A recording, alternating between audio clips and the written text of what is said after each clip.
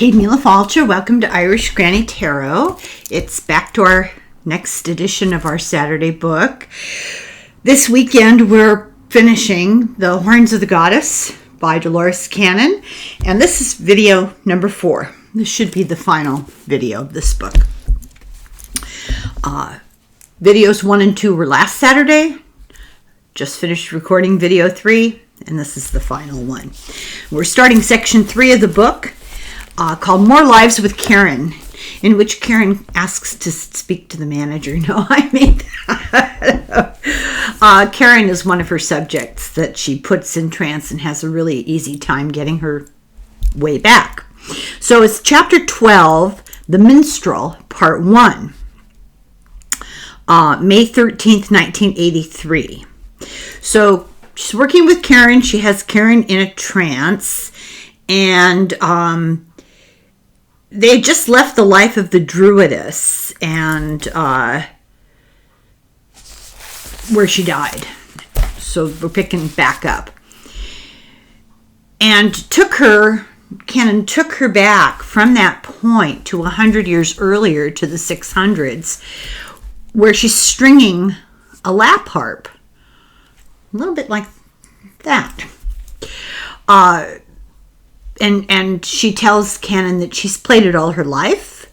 It's bigger than a small harp, so it can be heard all through a big hall. This person that Cannon is now talking to has a strong Irish accent, is a man by the name of O'Keefe, who's about 24 years old, and this is in Ireland. And 24 years, he tells her, is middle-aged. So I think that probably makes me, I don't know, ancient. Anyway, he's a bard. This is a tribal poet singer. This is a bard, is like a wandering minstrel, writes poetry, writes songs, throws in a few jokes here and there. And is kind of an all-around entertainer. And he goes from keeps, which are like the fortress things, to inns with songs and tales. He says it's a living. He has no real home. He travels on foot. Often he'll get a ride with somebody. And he's got a traveling harp that he takes with him, kind of like that. You've seen pictures of them with the harp slung across his back. And he said that some big halls have their own harps, and he uses those because the sound carries farther. So now he's at a place called Keep O'Connor, which is a strong fortification of a castle. It's often part of a castle. You'll hear of the castle keep. It's an area in the castle. It's a tower or a large fortified enclosure. There's a harvest gathering, and they're going to have like a party, with acrobats, jugglers, flutes. He has one outfit to entertain in and his traveling clothes, and that's it. He says that he'll be paid a bag of silver, that he plays for his meals when he's on the road, or else if he doesn't have any, he doesn't get hired, he'll catch rabbits with a snare. He makes up the songs, or he trades songs with other harpists, and it's kind of a way of passing on the news. It's an oral tradition to begin with, especially at this time in Ireland. They didn't necessarily write everything down. People weren't literate, but they, unless they were real high nobility or priests, and the people passed news on by word of mouth, and that was a big part of a bard's job, a wandering minstrel. And men, he said, like to hear songs of brave deeds, and the ladies love to hear the love songs. So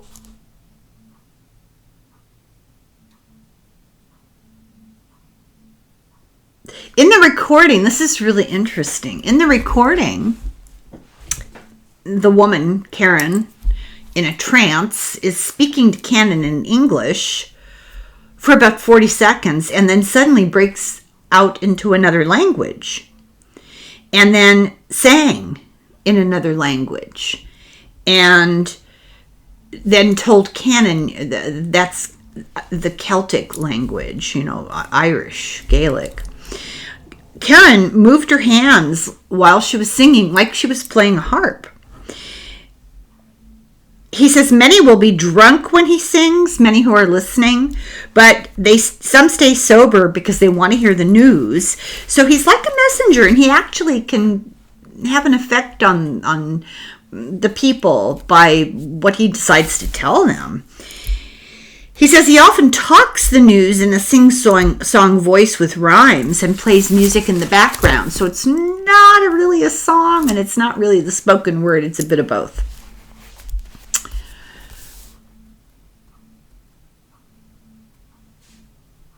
So the O'Connell is a title, and this is the great-great-great-great-grandson of who was the original king. And then the king over the whole land, so you have lots of little small kingdoms, and then the one over the whole land, his name is O'Brien. And there's fighting going on, because there's always fighting everywhere. It's unbelievable. They're fighting over who's going to be in charge. And the bard is kind of a protected individual. He doesn't fight. He's not expected to put down his harp and go fight. He is expected to spread the news of how things are going in different areas. He said a home and a wife would be too boring and too much trouble for him. So, I actually downloaded some recording from ozarkmountain.com, which is Canon's publishing company.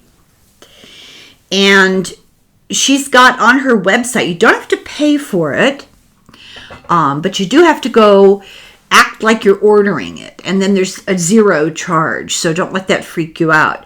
But you can go on her website, ozarkmountain, all one word.com, and go to where it says items that are for sale, and there's the Horns of the Goddess songs. Now, I downloaded them onto my laptop, and I don't really know how to use it, so I'm not entirely sure how to upload it to my community feed.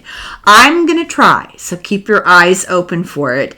But if I fail, then you can pursue it by going to ozarkmountain.com, and it's really eerie to hear this woman's voice singing and playing music and singing in, sounds remarkably like Irish. I don't know. So, okay. Chapter 13, The Minstrel, Part 2, May 19th, 1983. So this is a new session, and it starts at first with Hiroshima. And then she talks about a life as a Viking. And then she goes to the 600s back to this minstrel. And he says, I'm walking and not sure where I've been. Probably, I think I've been to Kerry, which is a place in Ireland, and a lake. He says, I usually get food and bed where I go, and I don't really carry much with me. All I have is the shoes on my feet. He says he can always sing for new shoes. He has no real plan of where he's going to go next. It's not like he has an agenda. And Canon asks him to sing, and right now, and he says, well, it's raining and I don't want to take my harp out in the rain. And Canon says, well, don't you get wet? He says, well, I do, but I haven't melted yet. And he keeps the harp wrapped in oilcloth to keep it dry. So she moves him to indoors where it's warm. Go to the next place where you're inside and you're nice and warm. And he describes being in front of a fire at an inn called the Yellow Rooster near a crossroads. And there are very few travelers inside this inn. And once again, Canon asks him to sing.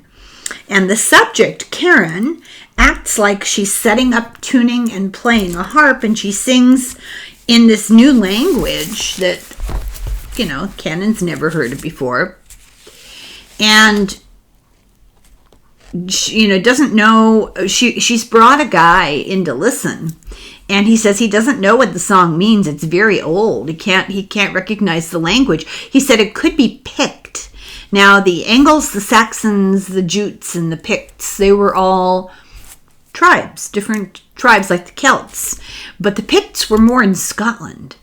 So it's kind of interesting. He speaks a Celtic language of some sort. He's never heard of English. This is the harpist. And when she asks him about Latin, he says, oh, that's for priests. That's highfalutin, you know. So he's never heard of the language English. He knows that Scotland is across the water, but he's in Ireland. And Canon tells him that she's from Scotland, which is, you know, not entirely true because she's from Arkansas, but I think she means she has a Scottish background. And so the expert, the language expert that's listening in says, so how come you're singing in a Pictish language? And he says, well, he doesn't know, but he says to Canon, if you're Scottish, how come you don't know the language I'm speaking? And she says, oh, are the Picts from Scotland? And he goes, oh, come on, you're pulling my leg. Like, doesn't everybody know that? So they're having this little give and take. It's interesting. So anyway, he's 29 now, past his prime, he says. She asks him, what will you do when you're told to sing and to travel anymore? He says, I'll crawl into a cave and pull it in after me. He's not worried about the future. He says the future will take care of itself. She asks him, what's the biggest place you've ever been? And he says, Keep O'Brien. He says often what happens is a keep is a nice safe spot and people want to be safe if marauders or somebody comes. And so houses grow up in the close proximity of the keep, and it makes them safe during war. He didn't know what she meant by a city. He'd never seen a city. And Ireland was not urban in the 600s. The Irish lived in small, extended family tribal communities. The Vikings brought urban life to Ireland. Dublin was a Viking city. There was an area there on the kind of the mid-east coast of Ireland, and then a little bit to the south that was very influenced by the Vikings. You had Wicklow and Wexford and Waterford, like Fjord, and Dublin, and although Limerick, those areas were heavily influenced by the Vikings. And they're the ones who started, cities in Ireland, urban areas. Canon said she asked him, have you ever heard people talk about the little people? And he says, you mean the Shay? Some call them leprechauns. So this is like a Gaelic Irish expression, Shay. And she says, yeah, or fairies. And he says, the Shay dance in circles in the meadows at moonlight. They're mischievous. They trick people. It's said they steal children and leave changelings that don't survive long. And this is starting to sound a little bit like E.T. abduction. But anyway, Canon says, are you sure these are not just tales, tall tales? And he says, oh no, they're true. So people can be what he calls pixie magicked, which is go wandering off and then they're not quite right when they do come back, and they'll do strange things, and they've had interactions with these pixies. They dance naked in the woods in the middle of the night. He says the little people are mischievous, sometimes almost malicious. They do it to laugh at humans. She asks him, do you have churches? He says, well, we have wandering friars or monks that are trying to convert everybody to Christianity, and there's a lot of fear in it. And it doesn't sound very good to him. He says, too many do's and don'ts. He says, I'm happy just the way I am. He says, go ahead and call us heathens. He believes in the fire festival of Beltane, and he believes in fays and shays. And Bel was a Celtic deity. Beltane is to celebrate the coming of summer and fertility. It's like the Irish May Day, the Gaelic May Day. It's halfway between the spring equinox and the summer solstice. He says, they say you're damning your soul to burn in hellfire. And, he says, how do they know since they weren't dead? He's talking about these Christian converter guys. He said, I'll go to hell for sure for asking, but they have no answers. Canon Cannon says, have you ever heard of the Druids? And he says, no. And he says, are you talking about the religion with the stone dancers? Now, the stone dancers were those dancing stones, which is Stonehenge. He says, they've gone into hiding. The stories are very old. And he said he's seen standing stones down south. The stones as tall as men, blue, with an altar in the middle that's coal black, and it's used to make sacrifices. Today, he says, there are all different, the stones are at all different angles. They look like they're drunk and dancing. There are great mounds in the shape of coils with the grass over them at the holy places that people, if people make the gods of the earth or the whoever angry, the spirits, these things can disappear. Which kind of reminds me of Newgrange, which looked like gentle rolling hills covered by grass, and it was modern times discovered that they were actually ceremonial things, mounds dug into the earth that were situated, directed towards the sun for the solstice. He says, I'm not worried. I believe in the here and now. When I die, if there's nothing, I'm fine. And if something else, I'll be surprised. So he sings a new song about a place across the sea. He said brothers came from there and said it was called the Isle of Glass, and nobody believed it. But they left. They went back to their island, and they were never seen again. Chapter 14, The Minstrel, Part 3. This is June 20th, 1985. So once again, back to O'Keefe the harpist, who's sitting on the road by a small fire, and he's still traveling and singing. And she asks him, is the land level? Because she is wondering, is he having to climb mountains or hills or something? She'd never been to Ireland. And he said, well, no, it's not level. There's lots of hills and valleys. And she asks for any events that are going on. Is anything happening in the news? And he says, just feuding over the land rights. There's always fighting between people about people landing on shores. Like people will get in a boat and go someplace and try to take over the land. And then we band together. And I think he might be referring to Viking marauders, the Norsemen. He says, some invaders come and they settle peacefully. Others fight, but that hasn't happened recently. The news lately is the two sides wanting the throne, O'Connor versus O'Leary. So this is somebody new that's fighting. The guy with the biggest stick takes over for 100 years. That's how it's decided. He sings in Irish and in Pict, or whatever the audience understands. He thinks the stories of unicorns and dragons are just made up to make money, but he says maybe there was some truth in the very old legends a long time ago, and people have lost touch.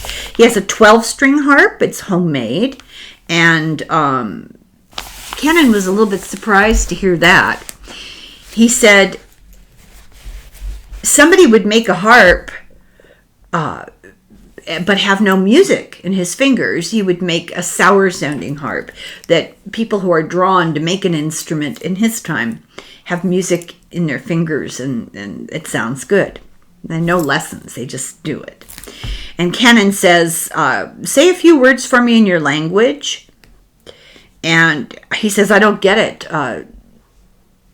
You and I both sound like we're speaking the same language. What are you talking about? So she takes him to the next time, and he's in a keep. He's at Strathmore playing the harp in a great hall. There are walls of stone. He describes really high windows. He says they're not to sneak out, and they're so people can't get in. And the windows are covered in oilskin sheets to the smoke can get out, but then the rain can't get in. There's a big central fire. There are raised round fire pits with rushes on the floor and dried grass, and people throw stuff. The rushes are dry grass. People throw stuff on the ground, food and bones, and the dogs fight for it. Ugh. There are long tables around the fire, so there's this pit in the middle, like a like a half of a saucer or something, metal pit. And long tables around the fire and trenchers on the table. And trenchers are wooden platters. And then he talks about the drudges. And she said, well, who are the drudges? And it's the servants. That's what they call them. They eat venison, smoked birds, fish, tubers, lots of root vegetables, and flat cakes. The bread is not sweet. The bread is used to mop the trenchers. And he had never heard of the word plate. He didn't know what she was talking about. They have goblets if you're a grand person and mugs if you're a plain person. They drink stout, ale, mead. And when she asked him about milk, he laughed at her and said, that's only for babies. He said, if you're rich, you may have sweets because you may have some access to honey, which is really expensive. Very rare and very expensive, and it's usually reserved for special occasions like weddings. They're seated in a hierarchy, and to sit near the salt is a position of honor. Remember earlier he said you don't really have salt at the table. Well, the really wealthy, the king and the direct nobles in the family, have access to a little salt, and the closer you sit to the salt, the higher your status. And they use knives. They don't have forks. The women wear dresses called a kirtle with a wimple around their head and, like a nun. And their hair is up in braids or a caul, which is like a net. Only the rich have jewelry. The owner of the castle wears the medallion of office and a signet ring. The men wear jerkins, which are leather jackets. They go to the mid-thigh, and then they wear hose on their legs, which are, like tights. And short-sleeved shirt sometimes, or a long-sleeved shirt. It just depends on whether it's hot or cold. And they wear a variety of hats. We talked about that before. And then if it's really cold, people, if they're wealthy enough, will have capes. They don't have bright colors because they can't afford dye. He says he has one outfit to perform in for the rich. It's red. Mummers perform. These are amateur choirs and actors who, like a chorus for special occasions, and they'll change voices for parts. So some on one side will be half a character and the other side will be the other half. So the mummers are actors, but they sing too, and they like a man will be half man, half woman, right down the middle, and when he changes character, he'll turn so that he looks like that character. He says that some women will play lutes, but in their quarters, not in the hall for performance. This keep has no wall around it. You just come in a big gate. The kitchens have very high ceilings because of smoke. They hang woven hangings on the wall made by the women to keep out the draft. And often there's a sigil that describes a combination of symbols to represent whatever it is they want to represent. They're like a family crest or whatever. And then he describes thatching on the roof, straw roofs. She moves him to a time where he's giving a performance, and he's at a place called Keep Clare. Clare is another place in Ireland. And he sings another song for Canon, and he's sad because he says, the song is sad because he says, I don't sing happy songs. Unless people want to dance, but otherwise the songs I sing are kind of melancholy. When he travels, he's not always just right on the road. He just heads in a basic direction in whatever kind of transportation, usually walking, but he'll go across fields or he'll get a boat or river, whatever. Karen, the client, under trance, is related to singing and playing because she plays a guitar and sings as a guitar. And when she was a child, she never needed lessons. She just knew how to play. So later, they met up with him again in a regressive session, and he seemed depressed. He says they don't like my singing about the Brock How was I to know? I guess the Brock was the enemy. And he says, they're going to behead me in the morning. People have been killed for less. They don't like his political songs, I guess. He was held in the bottom of the keep, which was dark. And they had to use torches to see around. He was only 35 years old, which is actually old for him. He says, there's no use moaning. I'm out of my head because they don't have to feed me because they're going to kill me. So he's not quite in his senses. So Cannon takes him past this event and asks him to look back. And he looks back at his life. He's kind of between lives here. And he says he's sad, but he believed he had to repay a past unfairness from a previous life. He's not angry. He says it's useless to be angry. It just builds karma. And that can be carried over. I think that explains a lot of what's going on politically, but that's just my opinion today. Anyway, she takes him to a new life. Well, takes Karen to a new life 100 years in the future. And she's a falcon lady in an Italian fortress. So now we're on chapter 15, The Doctor, Part 1, session done May 25th, 1983. And they're in the early 400s. His name is Alexandro, and he's mixing herbal elixirs to relieve pain in the city of Alexandria. He's old, he's in his 60s, and he's a doctor. He studied with 13 others, masters of Thrace, and they learn by doing. And he does surgery with berries to make people unconscious, or he uses hypnosis to do surgery on them, to make them not feel it. He has a medallion on a gold chain, and he has papyrus from the master, attesting to his training. So he has like a diploma. He wears white robes. He said women can also be doctors in Alexandria too, and they're often better than some of the men. Cannon says there's a library there in Alexandria. Isn't there? She's obsessed with this library in Alexandria. And he says it burnt down about between 100 and 200 years ago. There are some ruins, and some of the teachings did not get lost. They were kept secret. And they had a suspicion a fire might happen. And so, well, because, and the teachers and students fled with knowledge, but a lot was destroyed. It was deliberately set. The emperor believed that they had too many freedoms and liberties. The ignorant don't know that there was knowledge that was lost, and they have fear of these others who carry all this important knowledge. This library had tall columns in a Greek style with light open doors and openings in the roof for light. And it was both a library and a school. It was a storehouse of knowledge.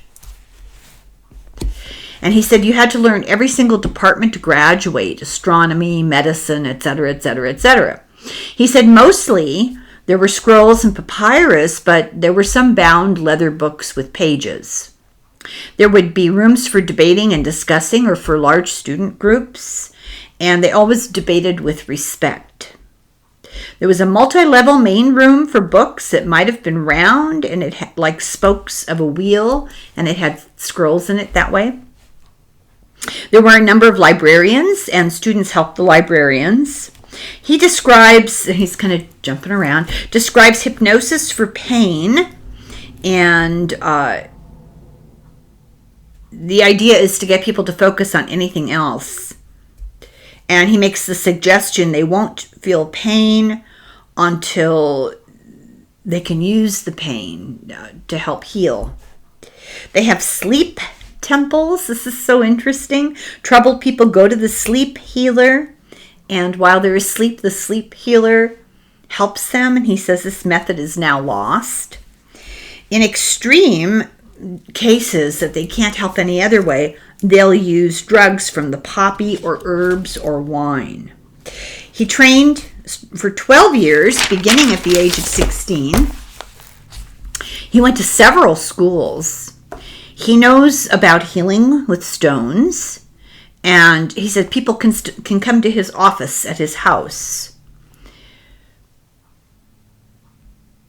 He will wash the patient or wash whatever, and then wash his hands and wash the tools, everything washed with vinegar. He sutures with silk or catgut and a bone needle. He has no family. He's not married. He says, I have my work. Cannon believed that she had been a librarian of scrolls in Alexandria, and her job was to protect them, and she died trying to save scrolls from the fire. Therefore, in this present life, she seeks out lost knowledge. Chapter 16, well, actually, she was told this too. It wasn't just a suspicion. Chapter 16, The Doctor, Part 2. Now, this was June 1st, 1983. So back to the 400s in Alexandria, and he's walking by the shore, and he describes boats. They're small. They only suit 2 people.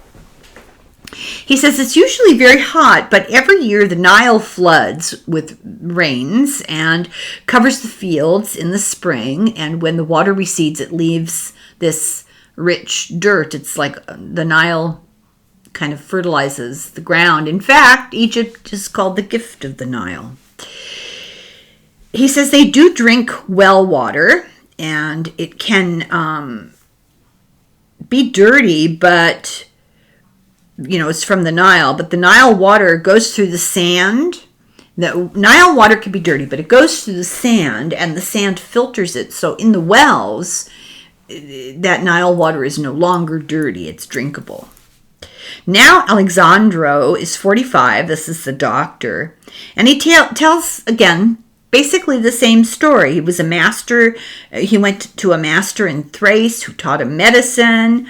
Then he lets slip this master in Thrace was his owner. So what he hadn't said before, was neglected to say it, is he was an enslaved person. And he repaid the master for his lessons by staying and taking care of the household as the household doctor. And when the master died, he was free to go. He says slaves could be taught many things and still be slaves. He was bought from a slave trader as a child at the age of 5, and the master was fair. He gave him a lot of freedom and a lot of education. He was playing, so Karen is the one who's talking about this, and while she's under trance and she's talking about it, she keeps playing with her earlobe. And it turns out, Cannon says, does your ear hurt? What's wrong? And he says, when you're a slave, they cut a V in your ear. It's a telltale sign that you're a slave. And he was in the habit of toying with it. So he describes the type of surgery that he would do.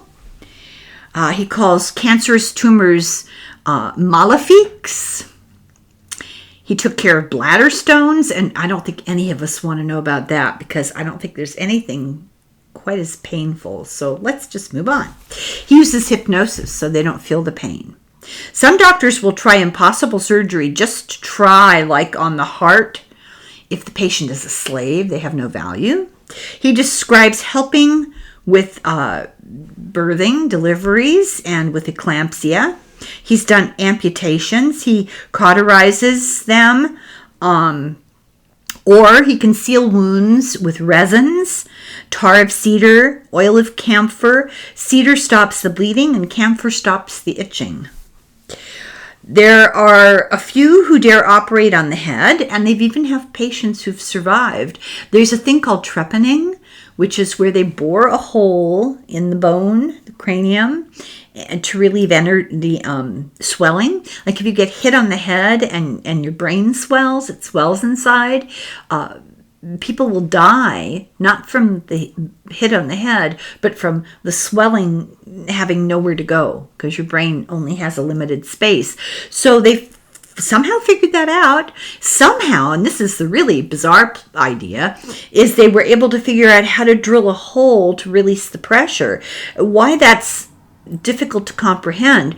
Modern neurosurgeons have special saws made for this that will automatically turn off as soon as they finish going through the bone to guarantee you won't hurt the brain. You won't even go into the dura mater, the membrane around the brain. So these modern tools stop themselves from hurting you. How did they know? They didn't have that. That blows my mind. Pardon the pun. So, he describes things like clamps and scalpels, and he said the rich people will have a special designated operating room in their own homes. He uses flowers of garlic in vinegar for a fever. He has a paste of the flowers of garlic, and he puts it in wine, and it's for a fever. And he doesn't know the exact amounts. He says you have to be very careful because it could be dangerous if you take too much. And he can't tell you exactly the amounts because the measurements, it's not, he doesn't measure, he just does it. He prefers to make his own because then he knows that it's done right. He'll give people foxglove for their heart, and that's digitalis. He says if someone has blue lips and fluid in their chest and tightness and pain, they'll give them foxglove to release that. He makes teas like raspberry. He'll give a woman raspberry tea to help her carry an infant to full term. And they use ginseng for the kidneys. He says it has kind of a sweet sickness. Let me rephrase that. That people will have a thing they call the sweet sickness, which is if they have too many fruits or sugars, we're talking diabetes, and they're smelling acidosis on their breath. And their urine will smell sweet, and they can control this, he says, with a diet of lots of greens and calf or oxen sweetmeats. Ugh. He says you can go to a coma for this. I think we know that. He describes Alexandria. He said there are a lot of poor people. The rich come and go and ignore the poor. It's a port, and there's a lot of trade that goes up the Nile, so there's a lot of shipping, boats from all around the globe, even Visigoths, Germans, The people of Alexandria are not quite Egyptian, not quite Black African, not quite European. He says they're an interesting mix. And then she takes him to an important day, and they go to the day that he's dying. He's 69. He says, I'm tired. My heart's not okay. I've decided I've had enough. I'm going to leave. He says he feels a little guilty that some of his life he wanted to be better than other people, kind of arrogant. But he got over that. And he no longer looked down on other people. He decided to help other people, and therefore he lived a very good life. And his whole life was helping other people, and that was a choice of his. So she takes him back to the 300s, and in that life, Karen is a student, and they're surrounding a body and praying. And he says, he or she says, my soul is being prayed to enlightenment on the wheel of existence, and says that he is in a body, he is a soul in a body surrounded by students, and that they're praying his soul as it leaves, and it's in a Tibetan monastery. Chapter 17, The Doctor, Part 3. This is a new session back to the 400s, and he's mixing medicine. He's in Alexandria. He's about 62. He's treating a pregnant woman who has swelling. She needs to improve her diet, and he's preparing an herbal drink for her. And he says sometimes the location where ointment is rubbed is important to the increased effect of the ointment. He says Alexandria is not a healthy place because it's not clean. That he has seen the pyramids and seen the Sphinx, and he says they have great power. He says they draw goodness to people, especially the northern part near the Queen's Chamber. Cannon asks him to describe Alexandria. She's really into Alexandria. He says there are no tall buildings, but there are so many ships in the harbor. and a big marketplace near the harbor. He says there are rats everywhere. It's really dirty. It's crowded with many, many, many small buildings. The only big ones are the library, the school, and the government buildings that are all on the edge of town, away from the harbor. There's an island in the harbor with a lighthouse of white stone. So then now he's talking about gemstones again. He says that he uses stones in healing, gems or crystals. For example, green jade. He says they have magnetic properties. And some use color in healing, that there's actually different energies for different colors. It's all different vibrations, and they're used in healing. He has a cot that he puts patients on, and he puts their head to the north to align them with the poles. He has a part-time assistant.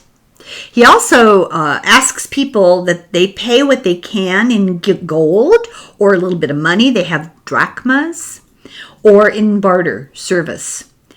He says there are not as many Romans in Alexandria anymore because their power has decreased. Alexandria has a magistrate, not a prince. Rome has no say and no power there anymore. There's rumors there's been an invasion in the city of Rome. So she moves him forward a few years and gets nothing. He had died of a bad heart, and he had what he called well-looked-for release. So she takes him back to when he was 40 years old, and he's walking along the coast, and it's peaceful. He said he would rather be in Gaza to learn more about inner knowledge near the pyramids and the Sphinx. Isn't this interesting that Gaza would come up in this? He says that he will not talk with her about his teachers in Gaza, that is occulted, secret, hidden information. Cannon wonders why people in Alexandria are so corrupt and so money hungry, and he says that they're lower forms, they're on a lower level. He says many have no hope, lots of slaves, and they just have given up all hope. They don't care anymore. They're tired of striving, and a lot of the people that are clawing each other to make a profit are just seeking easy solutions to their difficult lives. He says he was once a slave, but some people aspire to higher things, and some just aren't like that. They're stuck in the mire, is how he puts it. Some learn that if you don't strive to get out of bad situations, you can go on for a very long time that way. His religion is follow the one, capitalized. Not the Romans, not the Christians, not the Jews. He says they all say one thing and then they do another. They're hypocrites and their path is the wrong path. He has 4 patients in his house right now and 50 others that he sees outside of his house every week. But most come to him with simple things like colds or boils or rashes. And he says a lot of it is from anger. He says people don't want to believe that. He knows what's causing their problems, and oftentimes it's their attitude or their lifestyle. They don't want to hear it. He says they want pills. He sets broken bones, and he diagnoses this stuff by feel. He uses hypnosis to set bones and then sends green light energy to the break. And Nostradamus talked about this too. He will give word to the family and say, do this regularly all day long. Say this word regularly all day long. And it will be a suggestion to the patient because he's given the patient this word under hypnosis. And every time the family says the word, like, I don't know, iPad. Every time they say that word to the guy with the broken bone, it'll be a trigger for the hypnosis, and he'll automatically himself send green healing light to the break. Chapter 18, The Girl Who Saw Fairies. Once again, Karen is in trance, and it's 1350. And she says, my house is on fire. They're in a village called Glenmara, And the people there started it because they're afraid of her because she's different. Karen has a Scottish accent now, and she says she's a woman, a lace maker. She has second sight. She was warned of the coming problem with crops, and she told the people that the crops and the sheep and will be affected by the crops, and that lambs will be born too early and die, and they blamed her for causing it. She's 22, she lives alone, and she dies in this house fire that they set. And the villagers feel like they're doing a glorious act for the Lord of the area, but everyone's afraid of her. So Cannon took her back a few years where she's making lace. She uses a bobbin. She describes how she does it. And she sells this lace to rich ladies and gets money for food. It's not a lot, but she doesn't need a lot. She says the rich are stingy with their money.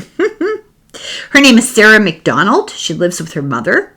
Her mother can't make lace anymore because she can't bend her fingers and she's doing poorly. This young woman, Sarah McDonald, her demeanor to Cannon seems self-conscious and fragile. The area is poor. There are not many bachelors, Cannon is told. The people think it's strange that she lives outside the village because women in her family were born with the sight. They think that they're witches. And she says they're just trying to help, and these village people are ignorant. She says, we see things others can't because they won't try. Therefore, they think we're strange. She says, the fairies are my friends. They sing for me. She played with them when she was a child. Other children thought that she was weird and they wouldn't play with her. She said the fairies are small, 6 to 9 inches, and the women have glittering wings. The fairies don't come out much anymore. They're live, but they're not human. And they're much older than humans. They're, these elemental spirits. People can't see them because you can't see them with human eyes. And elves are bigger than fairies, but similar. Gnomes are people of the hills. Remember, they take care of different facets of nature. And a gnome would turn to stone if it's touched in the daylight, touched by the daylight. This is a legend. The fairies were shy, but they tell her things. She says they sound like the music or the birds in the air, and they help people to find lost objects. They tell her tales. They live in trees to protect the trees or in the water to protect the water. They live hundreds of years, and they look a little bit like children. Well, we've seen pictures of fairies. I've got a deck of cards here that's a fairy kind of oracle thing. Let's see here. I guess she's more of a young woman, not less of a child, but aren't those pretty? Let me see if I can find one with the sort of fairy that she's describing.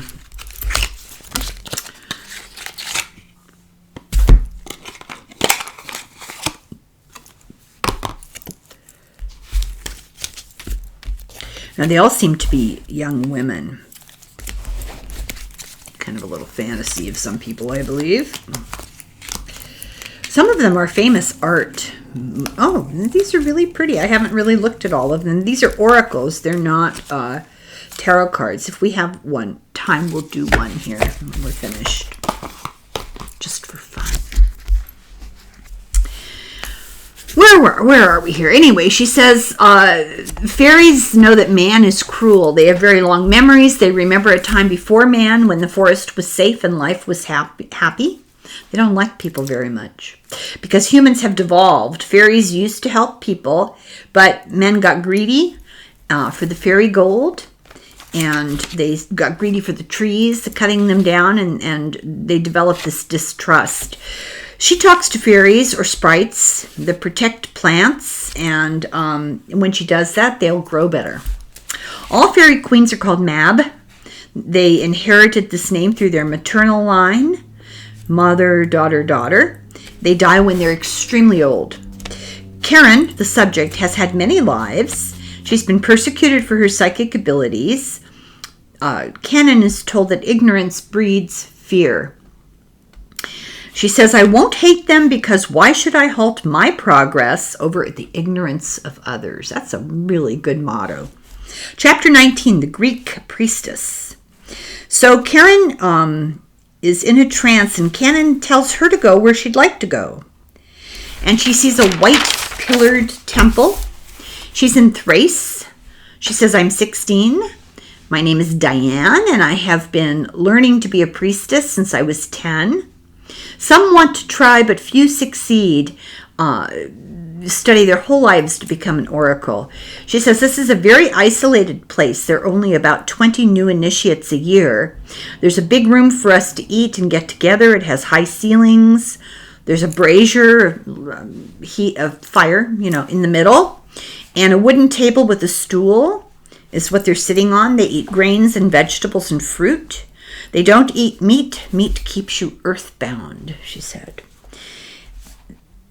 It's not in a cold area. She says there's always something growing because it's a temperate climate. And they prepare and share olives and grains. They have a large sleeping room with mats. They read and write in Greek. Canon is able to compare the signature of Karen in different lives. She's been every time she does a different life, she has her sign her handwriting. And when she's got several of them, she took them to an official handwriting expert who knew nothing about, who these signatures were coming from. And she said 100% these are different people. Okay, so it's Diane. She's 23 years old. This is the day of her first reading for a client as an oracle. And she's using smoke and she looks into it. It's a very important day. She says, the king has come for a reading. This is the king of the area, Theodos. And there are over 100 kings and they're always fighting. So I told you, it's everywhere, all the time. So the high priestess is going to do his reading. And she uses leaves in the flames with the smoke. And she says he'll be victorious. And he gives her gold. He's dressed in a purple robe with sandals to his knees. In the front, they have leather and then they're tied. He has a gold band around his head, short hair, and he comes with like an entourage of guards and advisors. So now they go to a time when she's 33. She's a teacher. She's going to go out into the countryside and find students. So they kind of are guided to find girls to do this. They go where they feel they're led.